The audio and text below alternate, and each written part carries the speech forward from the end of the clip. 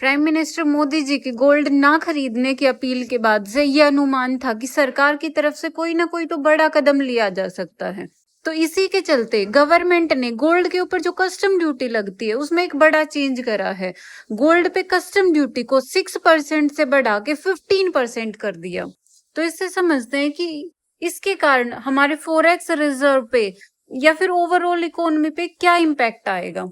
Finance ministry ने gold पे जो कस्टम ड्यूटी है उसको इमीडिएट बेसिस पे इंक्रीज कर दिया है। पहले गोल्ड पे इफेक्टिव कस्टम ड्यूटी होती थी 6%, लेकिन अब कर दी गई 15%। सिल्वर पे भी कस्टम ड्यूटी पहले होती थी 6% और उसको इंक्रीज करके कर दिया गया 15%। ऐसे ही प्लेटिनम पे पहले जो कस्टम ड्यूटी थी वो थी 6.4% और उसको कर दिया अब इंक्रीज करके 15.4%। कस्टम ड्यूटी के दो कंपोनेंट्स होते हैं, एक तो होता है बेसिक कस्टम ड्यूटी और दूसरा होता है agriculture infrastructure and development cess. तो जो ये हमारी बेसिक कस्टम ड्यूटी है गोल्ड के ऊपर उसका रेट है 10% और जो दूसरा ये सेस है agriculture infrastructure and development cess वो है 5%। तो जो टोटल इफेक्टिव कस्टम ड्यूटी हुई गोल्ड के ऊपर तो वो होगी 15%। गवर्नमेंट के पास जो भी AIDC मतलब agriculture infrastructure and development cess के थ्रू जो भी मनी कलेक्ट होती है वो सारी लगती है एग्रीकल्चर डेवलपमेंट के लिए या फिर एग्रीकल्चर इंफ्रास्ट्रक्चर के डेवलपमेंट के लिए।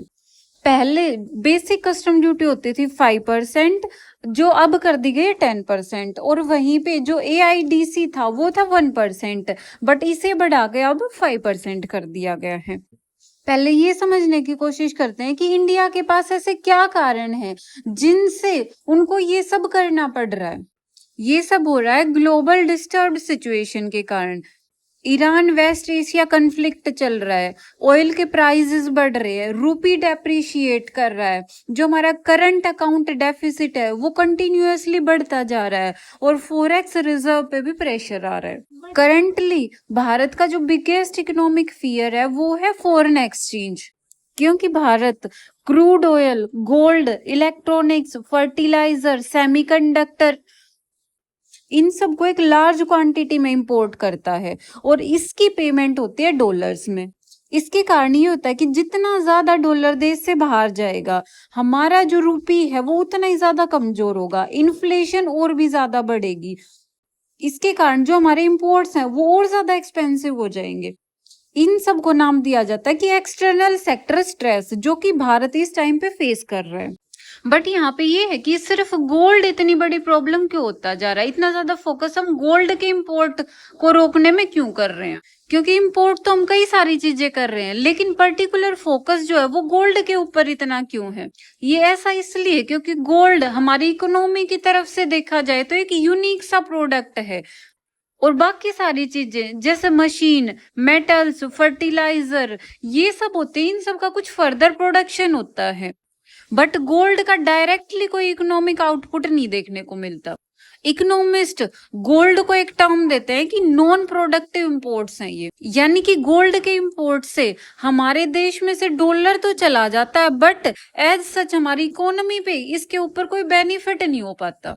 अगर हम दो कंडीशंस ले कि 1 करोड़ का तो हमने गोल्ड का इंपोर्ट करा और 1 करोड़ की मशीनरी इंपोर्ट करी, तो जो हमने मशीनरी इंपोर्ट करी है इनसे कुछ ना कुछ फर्दर प्रोडक्शन होगा इकोनॉमी में और जीडीपी ग्रोथ करेगी, हमारी इकोनॉमी को इनसे डायरेक्ट बेनिफिट मिलेगा। लेकिन गोल्ड से फर्दर प्रोडक्शन नहीं होता तो इसलिए इकोनॉमी पे कुछ ज्यादा इम्पैक्ट नहीं आ पाता और इससे गोल्ड इंपोर्ट करने से डॉलर में पेमेंट के कारण फॉरेक्स रिजर्व कम हो जाता है और हमारा करंट अकाउंट डेफिसिट इंक्रीज होने लगता है। नॉर्मल सिचुएशन में तो ये सब सिचुएशन हैंडल हो जाती हैं बट अब चल रही है सिचुएशन क्राइसिस की, इसलिए गोल्ड एक प्रॉब्लमेटिक चीज बनी हुई है। यहाँ पे थोड़ा कनेक्ट करके देखते हैं कि ईरान वेस्ट एशिया का जो भी कन्फ्लिक्ट है उसका और हमारे इधर गोल्ड का क्या कनेक्शन है। वेस्ट एशिया क्राइसिस की वजह से हमारा क्रूड ऑयल प्राइसेस हैं वो इंक्रीज कर गए और जो स्ट्रेट ऑफ हॉर्मुज से शिपिंग होती थी उसमें भी दिक्कत चल रही है और इन सब के कारण क्या हो रहा है कि मरीन इंश्योरेंस कॉस्ट है वो भी इंक्रीज कर गया। तो जो ओवरऑल देखें तो क्रूड ऑयल इंपोर्ट कर रहे हैं उसकी पेमेंट में अपने को डॉलर ज्यादा यूज करने पड़ रहे हैं और उसके ऊपर हम और ज्यादा गोल्ड भी इंपोर्ट करें डॉलर देके, तो फिर ये एक दिक्कत वाली चीज हो जाती है। तो इसीलिए इंडियन गवर्नमेंट ये ट्राई कर रही है कि किसी ना किसी तरीके से जो गोल्ड इंपोर्ट है उसको अवॉइड करा जाए। डॉलर के कंपैरिजन में हमारा इंडियन रूपी भी इसीलिए वीक होता जा रहा है क्योंकि इंपोर्ट्स की क्वांटिटी भले ही जितनी पहले थी उतनी हो, लेकिन प्राइसेस तो इंक्रीज कर गए हैं। ऑयल प्राइसेस हैं वो भी इंक्रीज कर रखे हैं और ग्लोबल अनसर्टेनिटी इंक्रीज हो रखी है, तो जो कैपिटल इंडिया के अंदर आता था वो भी वापस जा रहा है। तो अगर इस सिचुएशन में इंडियन गवर्नमेंट गोल्ड के ऊपर अगर कस्टम ड्यूटी को इंक्रीज कर देगी तो गोल्ड का इंपोर्ट कम हो जाएगा और पेमेंट भी अपने को डॉलर के अंदर कम करनी पड़ेगी, जिससे हमारे रुपी को भी इसके साथ सपोर्ट मिलेगा। इसीलिए हमारे प्राइम मिनिस्टर लोगों से अपील कर रहे हैं कि एटलीस्ट 1 ईयर के लिए जो भी गोल्ड है उसका इंपोर्ट कम करें, फॉरेन ट्रेवल है वो कम करें, ताकि जो हमारा फॉरेक्स रिजर्व है वो तेजी से कम ना हो। इसके पीछे का लॉजिक समझने की कोशिश करते हैं। इंडिया वर्ल्ड का सेकंड लार्जेस्ट गोल्ड बायर है और उसके लिए जितनी भी पेमेंट होती है वो करनी होती है डॉलर के अंदर। फाइनेंशियल ईयर 2025-26 में हमारा टोटल जो इंपोर्ट बिल था ना वो था $775 बिलियन। बट इस टोटल बिल में 4 चीजें, crude oil, gold, vegetable oil और फर्टिलाइजर, सिर्फ ये 4 चीजें ही 31% का बिल बना रही थी। और उसके अंदर भी फर्दर देखें तो अकेला गोल्ड जो टोटल इंपोर्ट बिल था देश का 2025-26 के अंदर वो अप्रोक्सीमेट 10% था, यानी कि $72 बिलियन था। तो हमारे फॉरेक्स रिजर्व को बचाने के लिए इनमें से अगर किसी चीज को कम करा जा सके तो उसका ओवरऑल इम्पैक्ट आएगा हमारे फॉरेक्स रिजर्व पे। तो गोल्ड और क्रूड ऑयल ये ज्यादा बड़ी चीजें हैं। क्रूड ऑयल तो अपने को पता है कि इसके ऊपर सारी इकोनॉमी डिपेंडेंट है, तो ये तो अवॉइड कर नहीं सकते। बट गोल्ड एक ऐसी चीज है जिसको हम कुछ टाइम के लिए अवॉइड कर सकते हैं, जिसके इंपोर्ट को। तो इसीलिए गवर्नमेंट अलग अलग तरीके से ये कोशिश कर रही है कि किसी भी तरीके से जो गोल्ड का इंपोर्ट है उसको रिड्यूस करा जाए। यहाँ पे फॉरेक्स रिजर्व पे भी इसलिए इतना ज्यादा फोकस करा जा रहा है क्योंकि इंडिया में 1991 में जो भी इकोनॉमिक सिचुएशन आई थी उसमें भी तो यही था कि इंडिया के पास इतनी कम अमाउंट में फॉरेक्स रिजर्व बचा था कि वो कुछ टाइम तक का ही इंपोर्ट अपनी कंट्री के लिए कर सकता था।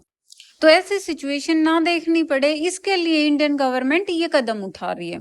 अगर हम सिचुएशन देखें 2024 की, तो उस टाइम पे जो भी गोल्ड पे कस्टम ड्यूटी थी वो 15% थी, बट 2024 में उस 15% को 6% लेके आया गया। क्यों? क्योंकि कई सारे, जैसे यूं दिखा गया था कि गोल्ड के अंदर स्मगलिंग हो रही है, उसको इलीगली इंपोर्ट करा जा रहा है, तो उन चीजों से बचने के लिए कस्टम ड्यूटी को रिड्यूस करा गया था गोल्ड के ऊपर। लेकिन अब हमने जो भी ग्लोबल सिचुएशन चल रही है इसको देखते हुए गोल्ड पे कस्टम ड्यूटी को तो इंक्रीज कर दिया, बट वो पुराने वाली प्रॉब्लम फिर से बढ़ सकती है, जैसे गोल्ड के अंदर स्मगलिंग, इलीगल इंपोर्ट्स वगैरह। तो इसके लिए गवर्नमेंट को ध्यान देना पड़ेगा। तो इस टॉपिक से रिलेटेड जो भी रेलिवेंट चीजें थी वो हमने कवर कर ली। और अगर आपको वीडियोस रेलिवेंट लग रही हैं तो प्लीज इनको लाइक शेयर जरूर करें और चैनल सब्सक्राइब नहीं करा तो चैनल सब्सक्राइब कर लें।